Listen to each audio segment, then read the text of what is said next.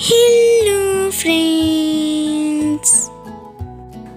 एक बार की बात है, एक छोटी सी गांव में रामू नाम का एक आदमी रहता था जो बहुत ही अच्छा पेंट करता था। लेकिन पेंट करने से उसे उतना पैसा नहीं मिलता था जितना उसे चाहिए था।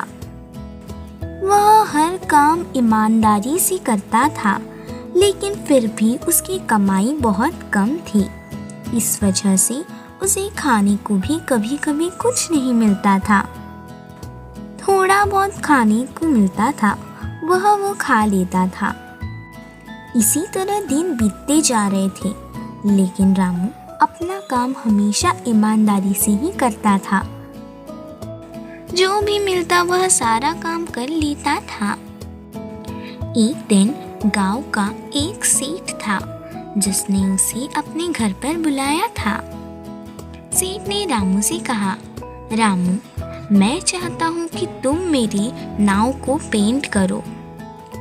तुम्हारे जो भी पैसे होंगे वो मैं दे दूंगा, लेकिन काम बहुत अच्छा होना चाहिए। रामू कहता है, आप निश्चिंत हो जाइए, मैं आपका काम जरूर कर दूंगा। रामू को फिर वह सेठ अपनी नाव दिखाता है और फिर कहता है, यह मेरी नाव है, इसे तुम अच्छे से पेंट कर दो, बाकी पैसे का तुम देख लेना बाद में। रामू अपने काम पर लग जाता है। वह जल्दी से पेंट कर देता है और पेंट करते वक्त उसे नाव में एक छेद नजर आता है। उस छेद को देखने के बाद रामू कहता है, इस छेद को मैं ऐसे ही पेंट नहीं कर सकता।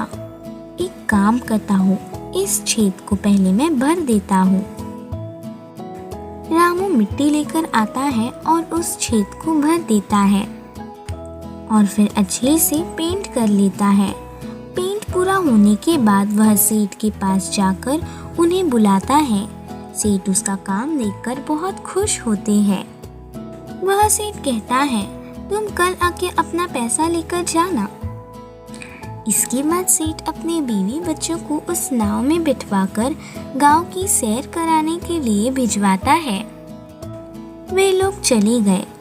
उसके बाद कुछ देर में ही उनका घर का नौकर आया। सेठ को उसने देखा। उसने सेठ से पूछा, मालिक, मालकिन और बच्चे कहाँ गए? सेठ उसे सारी बात समझा देता है। वह नौकर कहता है, माफ करना मालिक, देरी से बता रहा हूँ, लेकिन उस नाव में छेद था। वह चिंता में आ जाता है। उसे कुछ समझ नहीं आता। तभी उसका पूरा परिवार हंसी खुशी से आता है।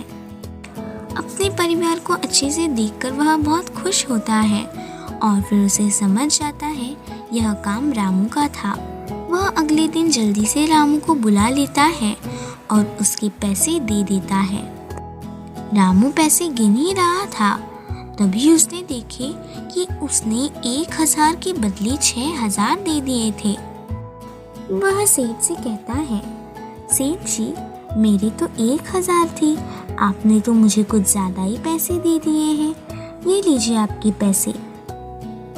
वह सेठ कहता है, तुमने मेरे परिवार की जान बचाई है, इसीलिए यह तुम्हारे ही पैसे हैं।